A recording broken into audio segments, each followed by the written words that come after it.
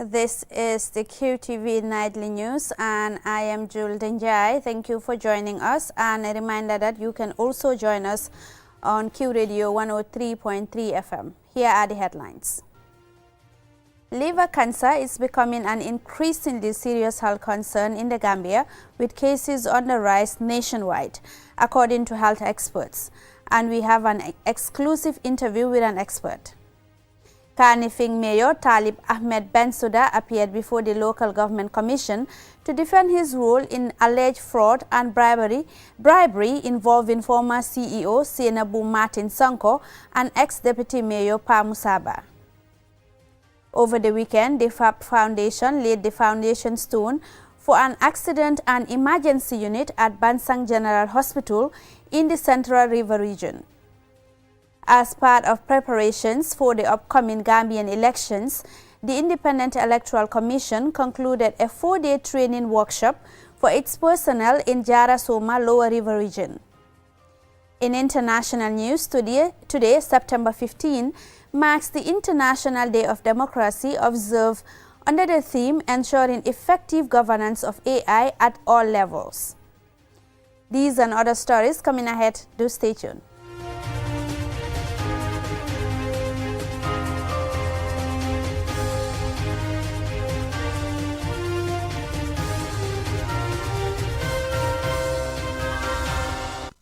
Thank you very much for staying with us. If you are just tuning in, this is the QTV Nightly News. Liver cancer is becoming an increasingly serious health concern in the Gambia, with cases on the rise nationwide. Health experts point to low public awareness, hepatitis B infections, and exposure to contaminated blood or needles as key factors fueling this trend. In an exclusive interview with QTV's Aissatou Bari, Dr. Sheikh Omar Bitey, a hepatologist at the Edward Francis Small Teaching Hospital, about this worrying development, and this is her report. Cancer occurs when abnormal cells in the liver grows uncontrollably, forming a tumor. The liver, a vital organ, is responsible for filtering blood, producing bile for digestion, and processing nutrients and toxins.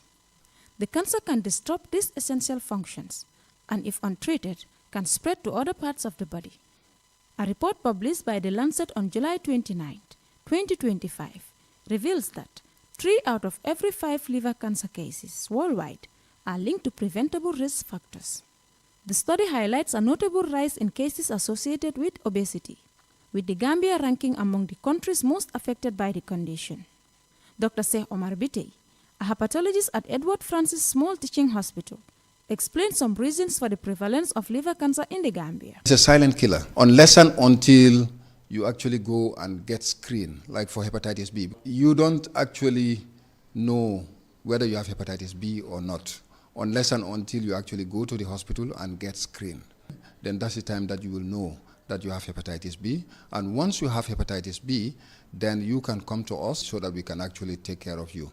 But if you don't know that you have hepatitis B, it's actually there. It will just continue doing its work. By the time you have symptoms, that is more like you have developed liver cancer and you are more at the terminal stage. Despite introducing nationwide hepatitis B vaccination for infants in the 1990s, the Gambia still faces challenges due to low adult vaccination coverage and insufficient regular screening. Dr. Bitey explained the connection between liver cancer and hepatitis B. Hepatitis B is actually a virus that actually causes inflammation of the liver. It's like it infects the liver, and this inflammation can actually lead to fibrosis, and when it leads to fibrosis, it can actually lead to cancer. This is Dr. Bitey's message to the public on liver cancer. Those who are going to the barbing salons, please, I'm advising you, if you are going there, make sure you actually go with your own machine. If that individual actually bleeds and actually touches the blade, and you use the same machine on somebody else without decontaminating it, that can also cause problem. We encourage everybody who is above 35 years, because above 35 years, it means that those are the people who have not been vaccinated before. So at least if you are above 35 years, we are encouraging you to go to the nearest health facility to actually get tested for hepatitis B. So if you have it, come to our clinic, then we'll take care of you. And those who actually possibly need treatment, we'll give them treatment. And the other thing is, like, having hepatitis B does not necessarily mean that you are going to have liver cancer. No. 80 to 90% of those who have hepatitis B will not actually develop liver cancer. But we want to protect that 10% who may have it. Okay? That 10% who may have liver cancer, that is the 10% that we want to catch, so that they don't actually develop into have lung cancer. With liver cancer cases rising, Dr. Bitey urges Gambians to prioritize regular testing, vaccination against hepatitis B, eat healthy foods, and get early medical intervention to prevent complications and save lives. Aissatou Bari, QTV News. Kanifing Municipality's Mayor Talib Ahmed Bensouda once again appeared before the Local Government Commission to defend his involvement in alleged fraud and bribery cases linked to the municipality's former CEO, Senabu Martin Sonko, and ex-Deputy Mayor Pa Musaba. The mayor had previously had to address allegations of unfair recruitment processes. Yafatu Gay tells us more. Mayor Bensouda told the commission that Senabu Martin Sonko was placed on administrative leave following allegations of fraud and taking an unauthorized $12 million loan. He added that while the council had planned to suspend her, the Minister of Local Government advised that it did not have the authority to do so. So that's the legal advice we got at the time. Right. That is within council's authority, and that's what we acted on in the best interest of the council.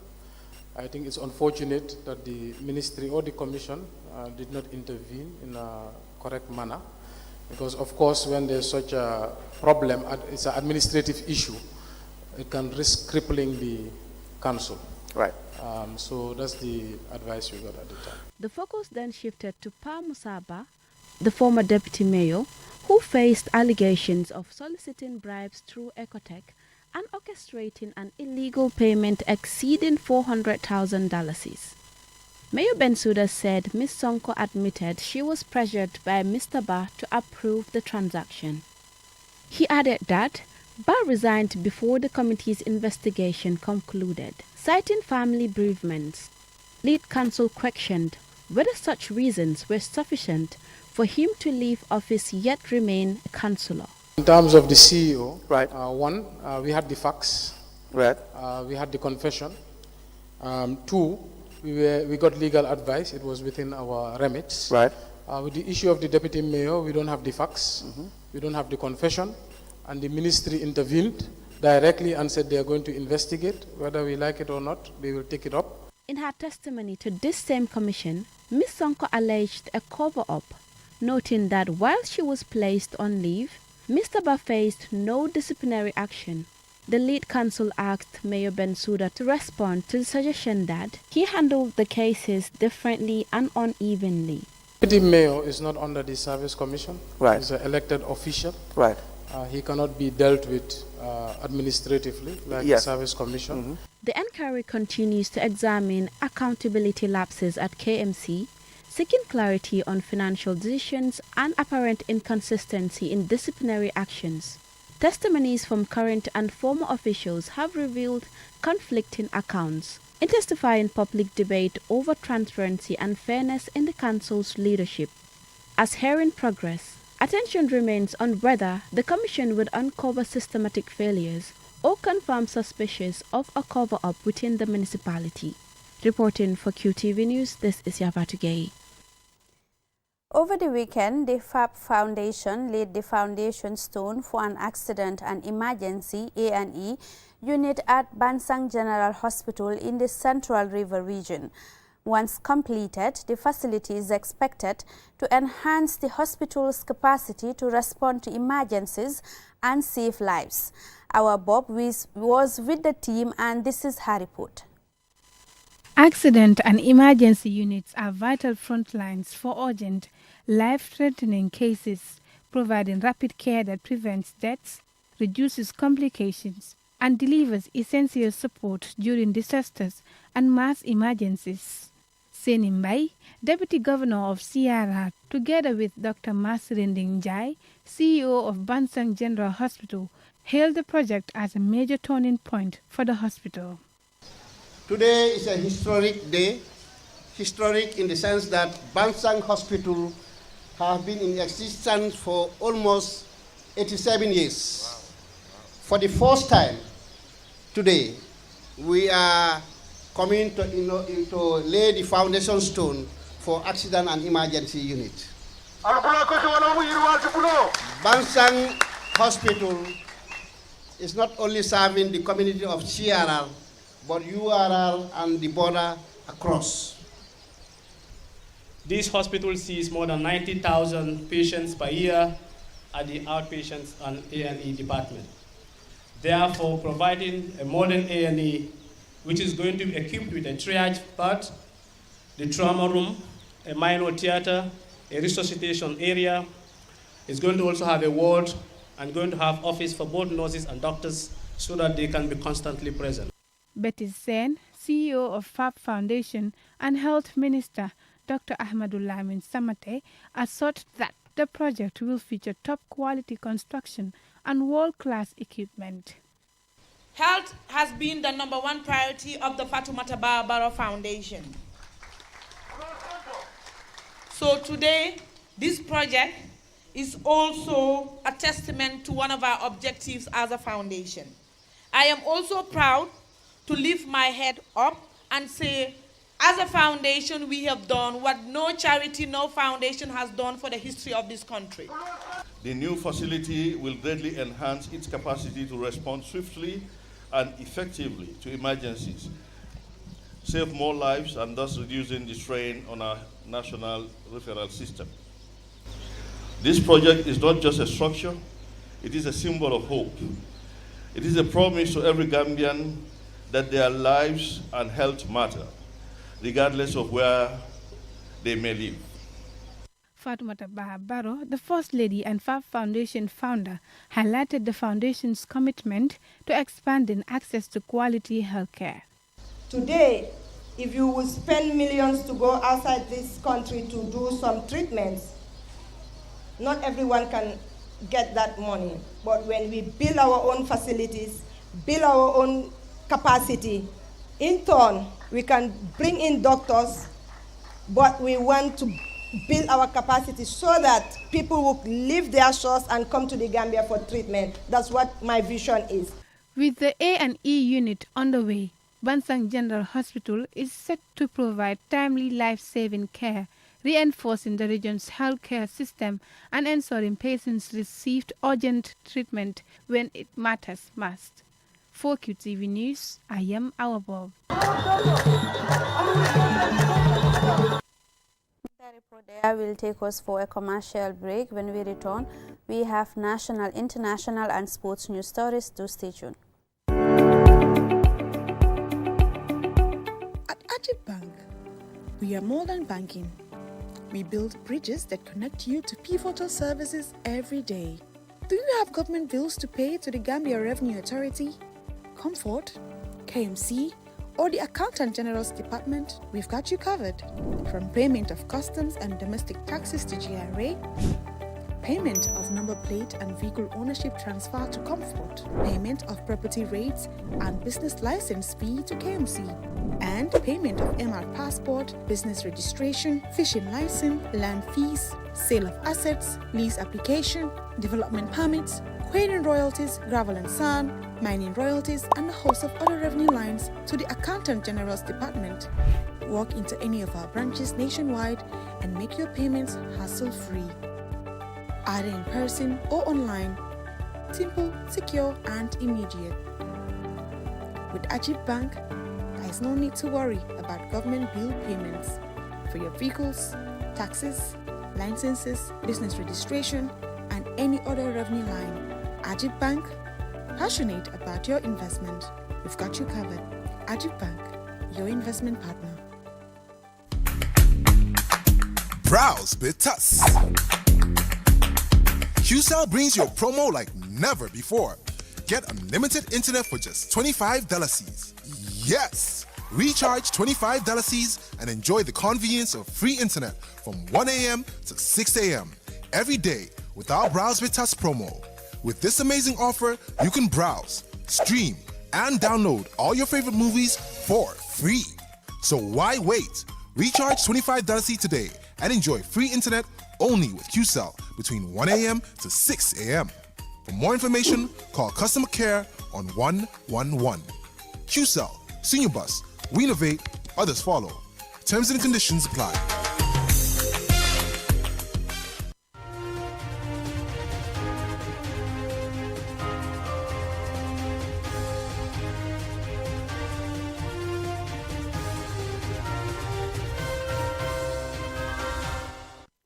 Welcome back. If you're just tuning in, this is QTV News, and now to the rest of our stories.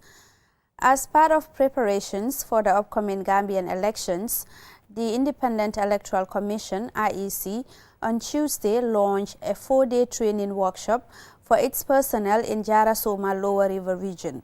Our regional correspondent, Bakari Balde, attended the opening ceremony and he felt the support. The training for the commission staff is to equip them with the required knowledge and expertise to successfully carry out their duties. The platform would further create the avenue for the commission staff to interact and share best practices as they gear up for the December 2026 election cycle. Parmakan Khan is the Director of Communications at the Independent Electoral Commission.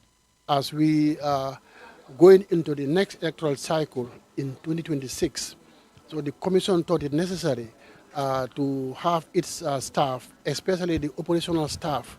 These are the staff that will be deployed in the field, and they will be the people at regional level who will be managing the electoral process. Joseph Colley, the chairman of the Independent Electoral Commission, emphasized the importance of the training and urged staff to remain committed and dedicated. I believe this will be a Herculean task. It is important to note that successful elections cannot be held without well-trained polling officials. In light of this, the Commission takes great pride in conducting this very important training for its personnel. The Commission is pleased to receive tremendous support and commitment of the UNDP and the EU in this endeavor. The Commission remains committed to conducting free, fair, inclusive and transparent elections. Fat Sise, representing the UNDP resident representative, commended the IEC for its continued dedication towards strengthening democratic governance in the Gambia.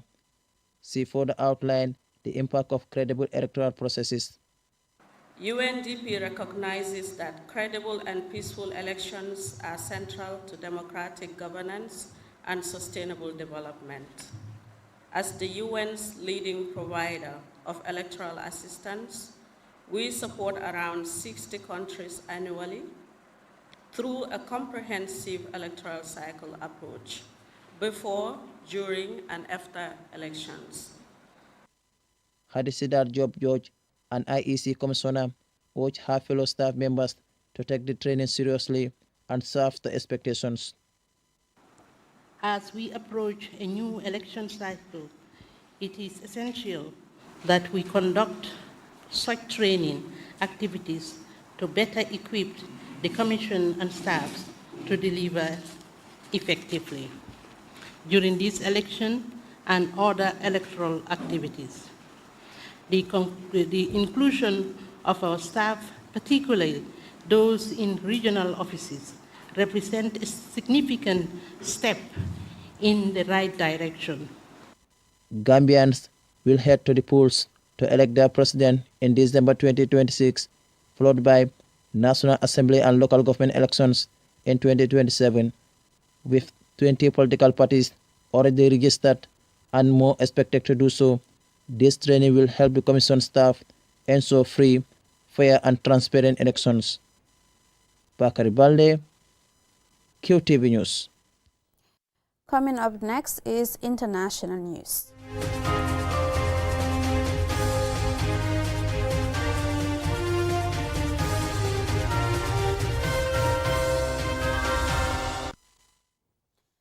Today, September 15, marks the International Day of Democracy, observed under the theme Ensuring Effective Governance of AI at All Levels.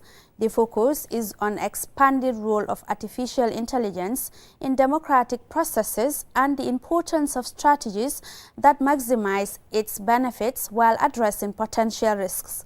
Mam Nabuka has the rest of that story. The International Day of Democracy was established by the United Nations General Assembly in 2007 to promote and uphold the principles of democracy across the world. This annual observance provides an opportunity to review the state of democracy around the world and work to reaffirm democracy as a universal value based on the will of the people, who freely express their wishes and determine their own political, economic, social, and cultural systems. This year's theme, Ensuring Effective Governance of AI at All Levels, emphasizes the increasing importance of artificial intelligence in shaping democratic processes and calls for the strategic use of AI's potential while mitigating its risks to democratic institutions. As societies become more reliant on technology, the integration of AI into governance presents both unprecedented opportunities and significant challenges. While AI has the potential to streamline decision-making, enhance public service delivery, and increase civic participation, it also raises critical concerns regarding privacy, bias, misinformation, disinformation, and transparency. In the Gambia, discussions about effective AI governance are particularly relevant, as the nation continues to take significant strides towards a democratic reform since the end of an authoritarian rule in 2017. This day serves as a reminder to remain vigilant about the potential risks of AI and to prioritize legal frameworks that protect citizens' rights, ensuring that technology supports rather than undermines democratic values. Antonio Guterres, the Secretary General of the United Nations, calls on everyone to reaffirm democracy as a force for dignity, inclusion, and peace. Democracy is powered by the will of the people, by their voices, their choices, and their participation. It thrives when the human rights and fundamental freedoms of all are upheld, especially the most vulnerable. A democracy that excludes is not democracy at all. Today, as we mark 18 years of this International Day and 20 years of the UN Democracy Fund, we honor the courage of people everywhere who are shaping their societies through dialogue, participation, and trust. At a time when democracy and the rule of law are under assault from disinformation, division, and shrinking civic space, these efforts are more vital than ever. Recent analysis from several leading research organizations indicates that the state of global democracy is at its lowest point in decades, continuing a trend of decline that has persisted for nearly 20 years. In 2024, despite a record number of elections worldwide, authoritarianism gained ground in many countries and key democratic indicators worsened. The commemoration of this year's International Day of Democracy serves as a call to action to foster the establishment of robust governance frameworks that safeguard the rights and freedoms of all individuals in our societies, all the while leveraging the benefits of AI and technology. Mam Nabuka, reporting for QTV News. And coming up, we have sports news.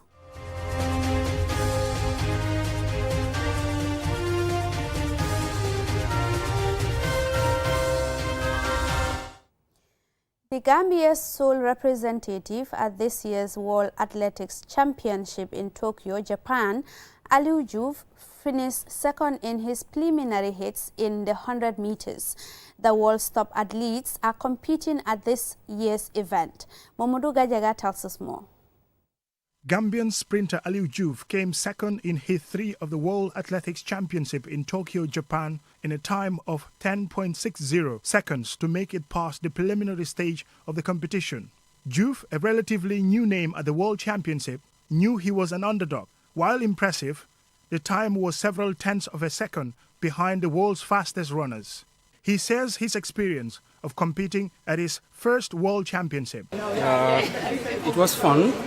It's my first World Championship, so it's the experience that I have.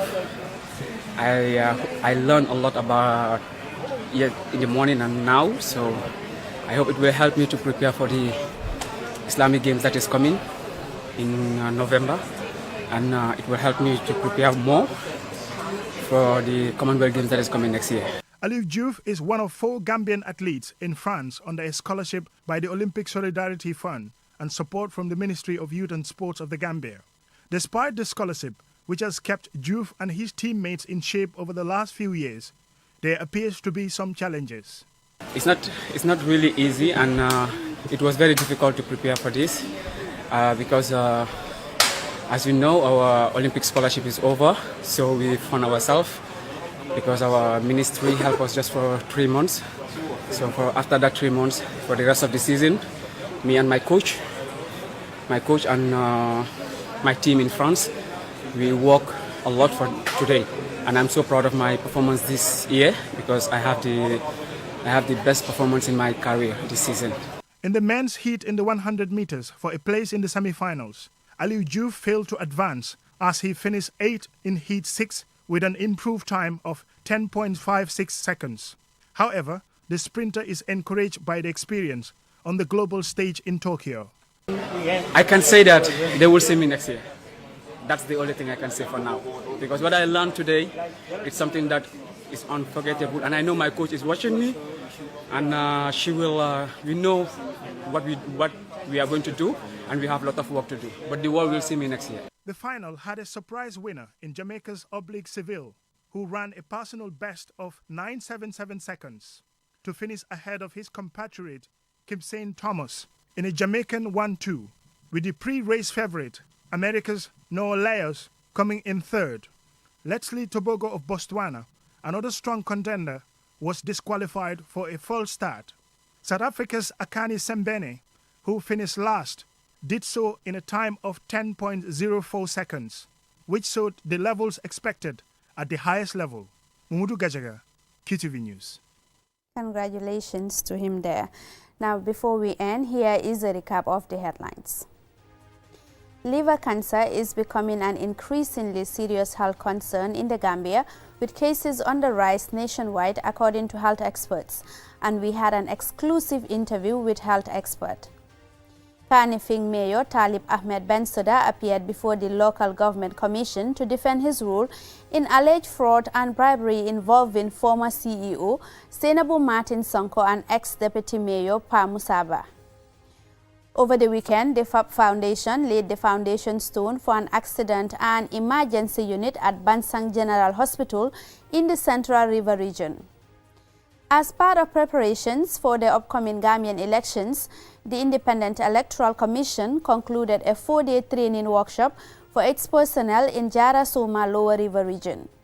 And in international news, today, 15th of September, marks the International Day of Democracy, observed under the theme Ensuring Effective Governance of AI at All Levels.